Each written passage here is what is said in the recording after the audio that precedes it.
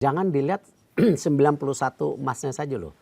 Ada yang individu, ada yang bergu atau ganda, bahkan pelatihnya pun kan dapat bonus. Oh iya, betul. Ya. Semua ya, jadi, rata berarti ya Pak Erik? Nah, saya rasa ya angkanya sih barusan saya hitung agak besar juga ya. Tapi ya tetap saya akan usulkan karena ini komitmen Bapak Presiden.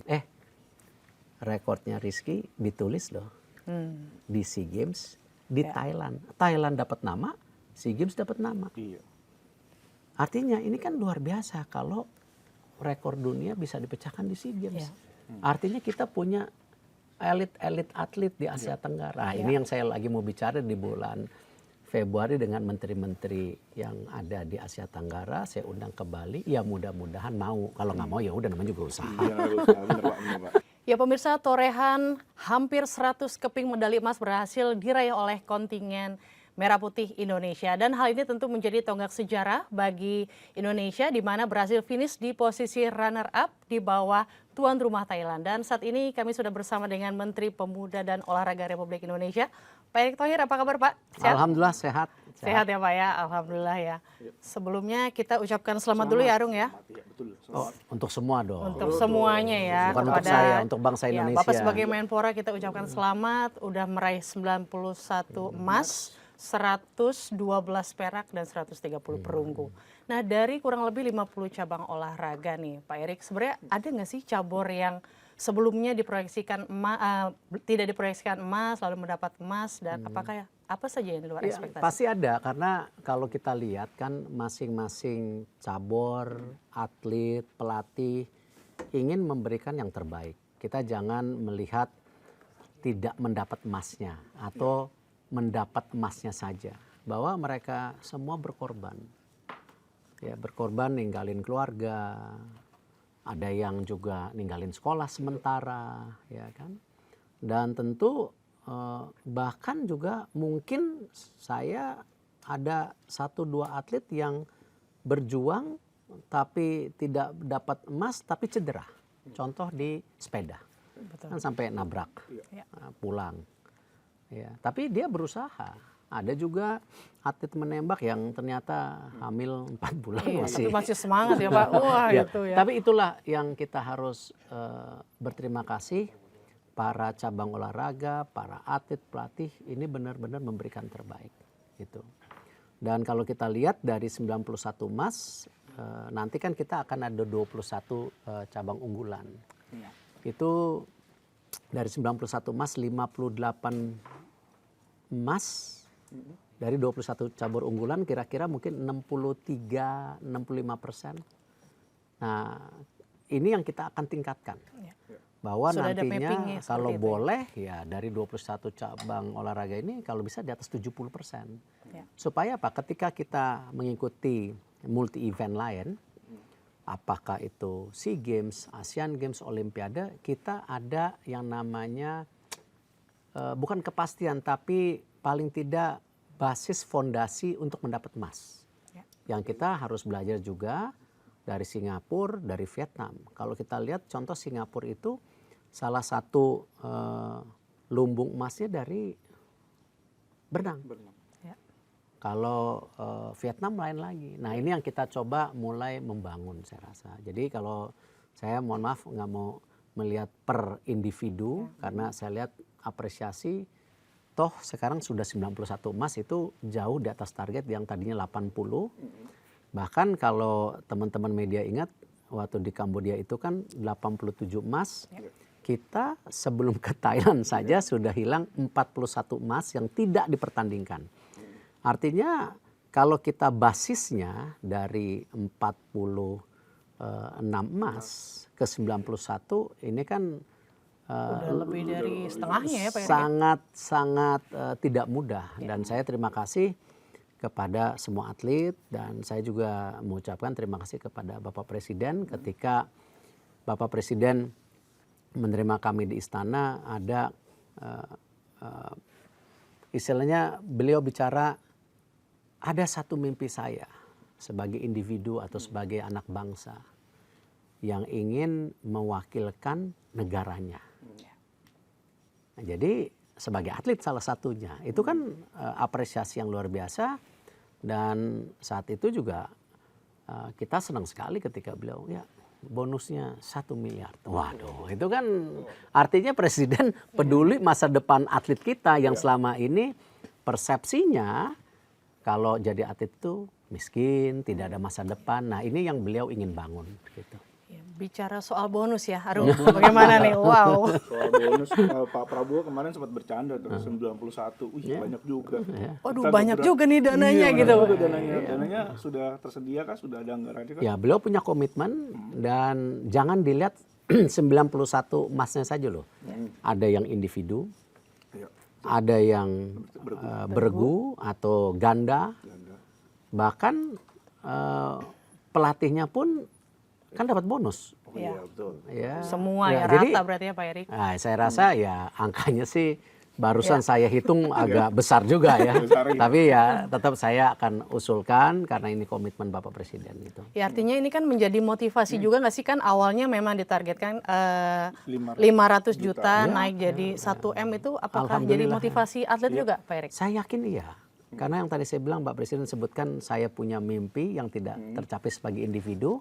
Karena itu beliau apresiasi ini buat kesejahteraan masa depan, bonusnya didobel. Saya rasa itu terlepas para atlet, pelatih, ya cabang olahraga mempersiapkan dengan baik, dan kita juga harus apresiasi ya jangan sekedar ini yang saya ingin bangun juga kayak saya nih, mohon maaf loncat sedikit. Hari ini saya baru rapat mengenai evaluasi ya. Tidak hanya SEA Games sekarang, ya, tetapi bagaimana persiapan SEA Games 2027 dan Asian Games. Artinya apa? Kita sebagai kementerian perlu ada kesinambungan.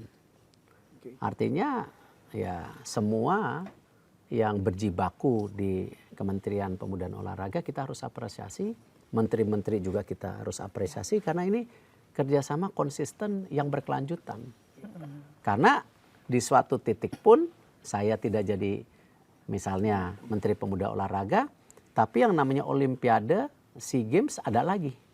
Kan habis 2027, 2029. 2031-nya? Sudah termapping artinya ada dari SEA Games sekarang lagi. ya. Nah, itu yang Erik, saya ya, bilang. betul. Saya ingin kontekstualnya bahwa ini kerja sama-sama gitu.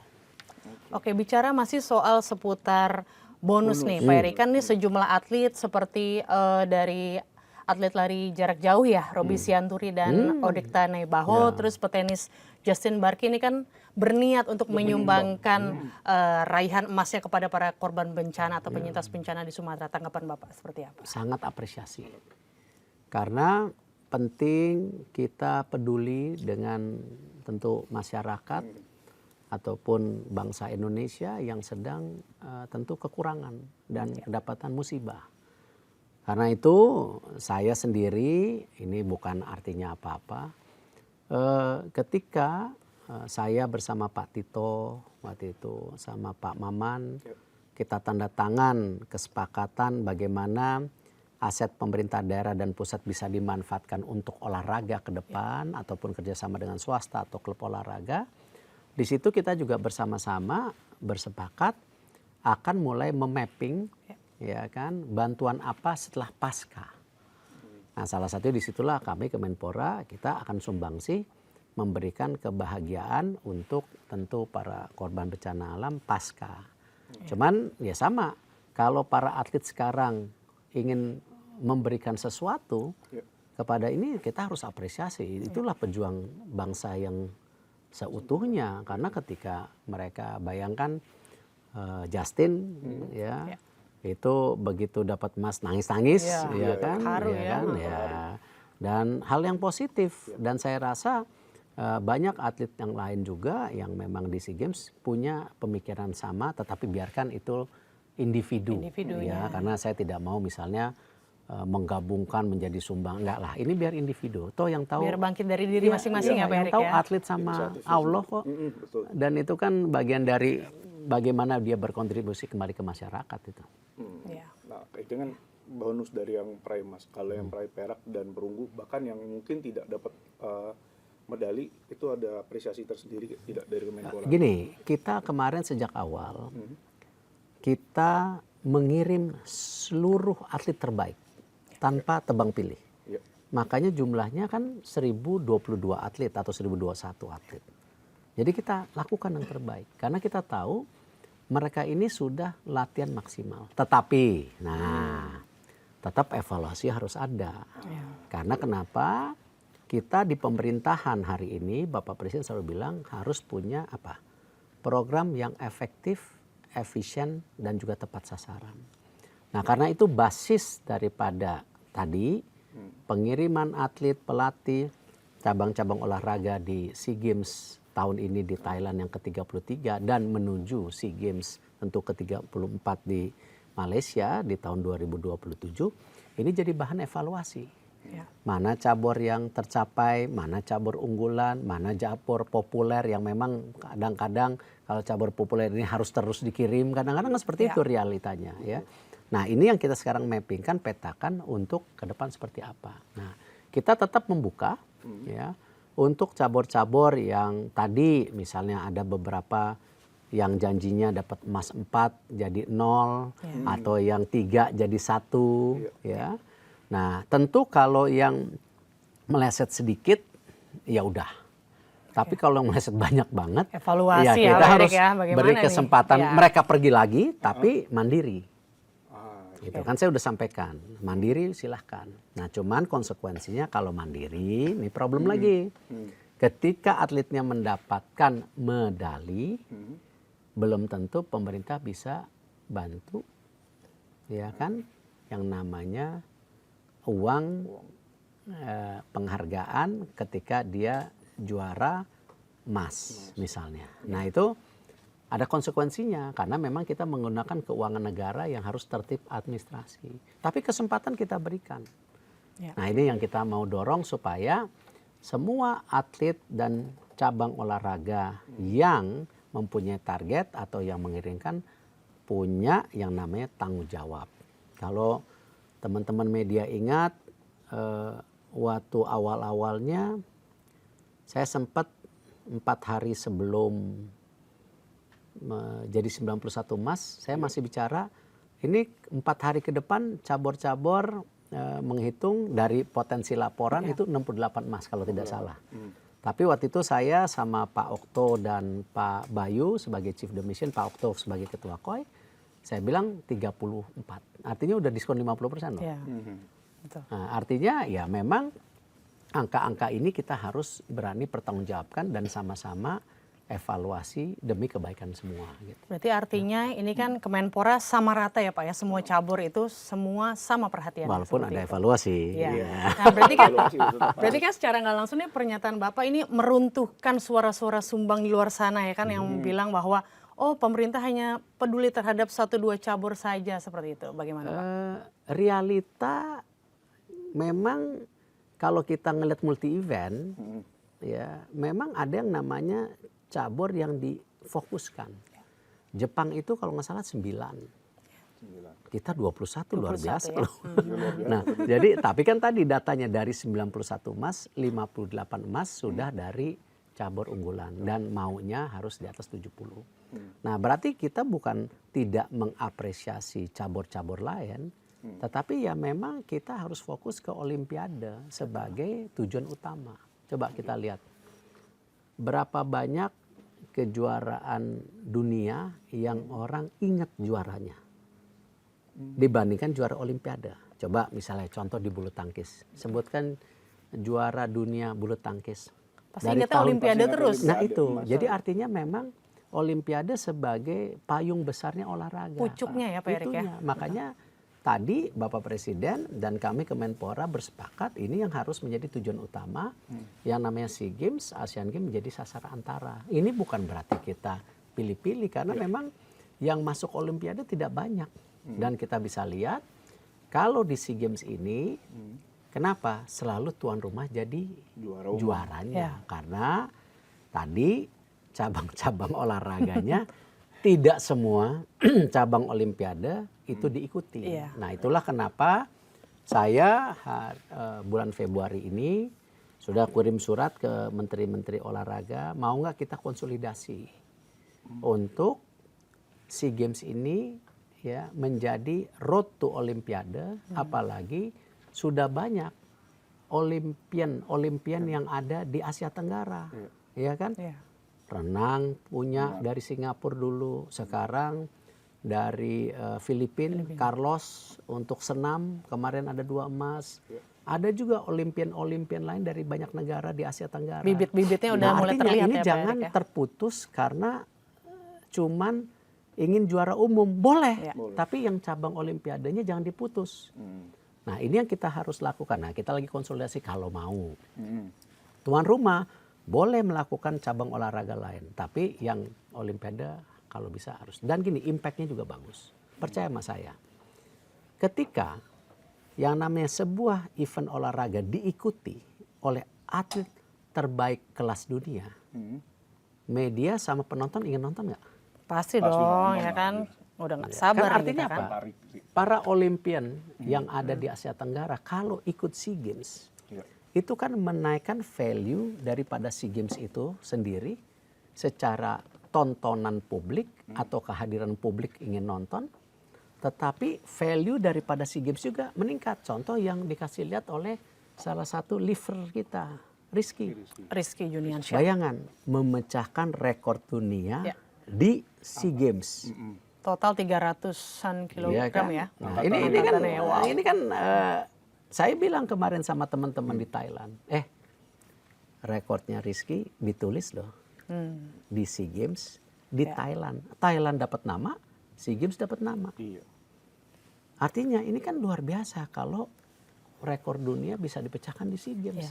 Artinya kita punya elit atlet di Asia Tenggara. Nah, ini yang saya lagi mau bicara di bulan Februari dengan menteri-menteri yang ada di Asia Tenggara. Saya undang ke Bali. Ya mudah-mudahan mau. Kalau nggak mau ya udah namanya juga usaha. Iya, bener Pak, bener Pak. Iya. Tadi terkait dengan Rizky juga ya. Mungkin kita pengen tahu dari Bapak sebagai Menpora, ada momen apa yang membuat Pak Erik tertarik atau cabur apa nih yang Pak Erik tidak bisa lupakan di SEA Games tahun ini? Ya contoh. Kalau Rizky sendiri sih luar biasa. Dalam arti begini. Ketika dia bertanding waktu itu di angkatan snatch ya, yang ngangkat nih. Saya bukan ini teman snatch kalau nggak salah. Kalau clean and jerk kan itu kalau nggak salah. Ya betul ya. Nah para competitors masukkan angka 150, 155. Rizky pertama 160, tapi terus ketika itu dikoreksi 156. Artinya dia humble, juara yang sangat bijak. Ya. Tetapi yang menarik ketika dia harus menembus dan dia confidence dia bisa angkat, dia angkat sampai akhirnya Piala Dunia mecahkan rekornya. Artinya dia respect dengan atlet yang lain, tapi dia mencerminkan. Nah ini yang message-nya yang kita mau sampaikan, bahwa sekarang yang kita lakukan di Kemenpora ini dan Bapak Presiden ingin melakukan yang sama, olahraga tidak hanya sebagai duta bangsa tapi juga mencerminkan kedikdayaan. Artinya ini contoh kedikdayaan Indonesia yang terjadi di SEA Games kemarin memecahkan rekor. Ya kan dunia gitu. Nah ini yang kita mau semua atlet yang pergi ke cabang-cabang yang dipertandingkan yang multi event, apakah SEA Games, Asian Games, Olimpiade harus memberikan yang terbaik dan juga tidak ada atlet titipan, semua atlet yang terbaik dari bangsa kita. Gitu. Atlet murni ya berarti lewat kualifikasi, lewat seleksi gitu. Nah, yang tadi kan Bapak bilang soal cabur unggulan. Apakah nanti di kedepannya cabur unggulan ini akan dipush untuk lebihi target yang sekarang? Atau Harus evaluasi lebih, seperti gimana? harus lebih. Apalagi di DBON, di rancangan tentu sistem keolahragaan nasional, kita akan memasukkan promosi degrasi. Jadi jangan juga cabur-cabur yang sudah jadi unggulan, tapi tidak diurus baik oleh tentu organisasinya, terjadi pemerosotan. Nah, tetap di situ nggak bisa, ya kan? Karena itu yang kita harus beri kesempatan challenge daripada tentu masing-masing cabang olahraganya gitu. Oke, berarti nanti ada evaluasi tersendiri lagi ya. Ya, insya Allah kalau yang SEA Games sekarang, tadi saya baru rapat evaluasi, mungkin secara total evaluasinya minggu kedua atau minggu ketiga Januari sudah tuntas. Tetapi di minggu yang sama saya juga minta persiapan Asian Games juga sudah tuntas seperti apa. Sambil Bahkan berbarengan di berarti ya, Pak bulan Erik ya? Februari kita akan siapkan juga seperti apa persiapan untuk tentu SEA Games 2027 di Malaysia. Karena klasternya dipecah 4. Iya. Artinya pasti ada isu logistik nanti. Dokternya 4, masyusnya 4 istilahnya. Jadi 4 grup. Ya kan nggak bisa dipusatin. Kalau kemarin kayak di Bangkok mungkin cuma di Bangkok dan Chonburi, dan olahraga yang di Chonburi tidak banyak, di Bangkok yang dari Full Songkla semua ya. pindah. Songkla pindah ke Bangkok Artinya ya kan tim kedokteran Masus bisa terpusat, apalagi dari Bangkok ke Chonburi hanya 1,5-2 jam, itu masih bisa membagi. Cuman kalau nanti di Malaysia saya dengar ada 4 Ya, ada klaster, Kuala Lumpur, Johor, ya kan. Saya rasa travelingnya aja tidak mungkin. Tidak mungkin. Artinya mesti ada logistik yang harus benar-benar disiapin, benar-benar mungkin ada tim support sampai 4. Lalu tadi kan Pak Erik sendiri udah membahas cabur angkat besi seperti itu ya. Nah ini kita bicara futsal ya. Futsal akhirnya meraih sejarah dapat emas, meruntuhkan dominasi Thailand. Tanggapan Pak Erik sebagai Menpora seperti apa? Saya senang ketika cabur-cabur yang berprestasi menunjukkan kualitas atau targetnya. Nah, futsal kita bisa lihat sekarang di ranking dunia kita sudah mulai diperhitungkan. Makanya kemarin kami juga mendukung ya, apakah futsal kemarin diberi kerjasama bertanding dalam rangka tentu SEA Games ya, bukan karena individu futsalnya, bertanding kemarin lawan Belanda, lawan Latvia, itu kan semua ada progres yang diberikan oleh futsal, dan ternyata futsal membuahkan hasil yang luar biasa, mendapat emas dan perak. Ini sesuatu yang membanggakan, apalagi kalau kita lihat futsal ini menjadi salah satu cabang yang kebetulan di bawah PSSI yang bisa ke depan menjadi bagian pengembangan grassroots di bawah. Betul, setuju. Karena kalau kita lihat di Brazil itu cabang sepak bola salah satu untuk pengembangan di dasarnya itu melalui futsal. Nah ini hal yang saya rasa positif. Nah jadi ya sama juga kalau kita lihat misalnya beberapa atlet tenis sekarang main pedal, ya nggak apa-apa juga. Kan akar rumputnya hampir sama kan ya. biarkan aja itu sebagai pengembangan ya. Kemarin pedal kalau salah ranking 3, tapi belum resmi. Tapi sekarang katanya pedal akan dipertandingkan di Asian Games. Asian Games. Wah, Katanya menarik tuh ya. kan. Yang putrinya kemarin ranking 3 di kejuaraan apa saya lupa. Nah, artinya ini kan bisa juga menjadi career path untuk beberapa atlet yang juga migrasi ke cabur yang lain. Nah, ini kita beri kesempatan gitu. Oke, lalu bicara soal emas juga nih Pak Erik, apa sih sebenarnya yang harus dilakukan para stakeholder olahraga untuk ya menjaga tradisi emas kita Indonesia? Ya, dengan kejujuran. Artinya apa? Ya, bahwa kita harus jujur, ini atlet terbaik kita, atau mungkin atletnya lagi tidak baik, programnya juga seperti apa untuk baik, untuk atlet yang baik atau yang lagi menurun, ini semua harus buat program transparan. Karena itu sejak awal ketika saya sampaikan ini hasil evaluasi, sama nanti juga untuk evaluasi SEA Games, Asian Games kita buka transparan. Toh database-nya udah ada semua kok. Dan itu bukan menjadi salah-salahan. Tapi itu sebagai introspeksi bagaimana Kemenpora, KOI, KONI, cabang olahraga harus duduk bersama untuk meningkatkan prestasi, bukan saling tunjuk siapa yang salah, bahkan akhirnya atletnya menjadi korban. Itu yang nggak boleh. Karena kembali masa depan atlet itu ya sudah jadi pahlawan, sudah mengibarkan merah putih, dan masa karirnya pendek. Betul. Nah itulah Bapak Presiden, kenapa masalah bonus ini beliau concern, tidak lain tadi untuk ini. Apalagi sekarang kami juga sedang menggodok lagi bagaimana dana pensiun buat atlet apa segala itu juga bisa kita jadikan mungkin beberapa tahun ke depan. Benchmarking di beberapa negara ada, kenapa kita nggak bisa? Nah ini yang kita lagi dorong.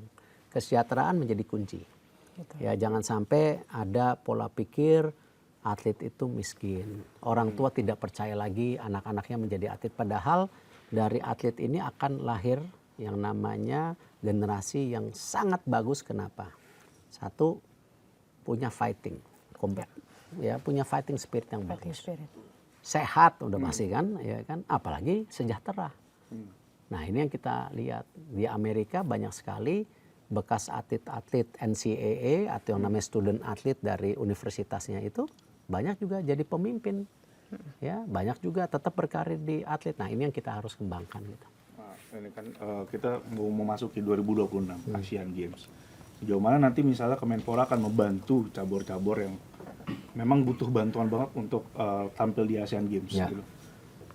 Kalau dari 2 Asian Games sebelumnya, sebelum kita jadi tuan rumah 2018, itu kan jangan disamakan. Nanti juga jangan dibilang karena siapa itu, karena kerjasama pemerintah cabur itu kita waktu sebagai tuan rumah 31 emas loh, ranking 4. Betul. Ya, tapi jangan bayangkan itu, ya kan? Standar, ya. Kalau kita lihat dari 2 Asian Games sebelumnya tuh rata-rata 4 emas.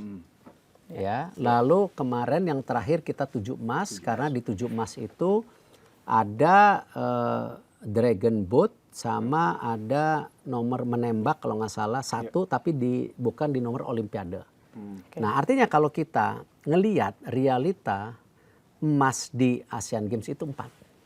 Karena yang 7 kemarin dikurangin dragon boat 2 tambah kurangin pistol 1, 4 juga. Nah, artinya kalau kita ingin Asian Games ya naik target, ya mesti 7 lagi. 7 ya kan, dan itu kalau bisa rankingnya kalau 7 itu ya masuk 15 besar. Kalau kita bisa masuk 12 besar, 10 besar, emasnya mesti 12. Nah, yang menarik kan Thailand emasnya kurang lebih 12. Nah, kita harus bedah dari cabur apa.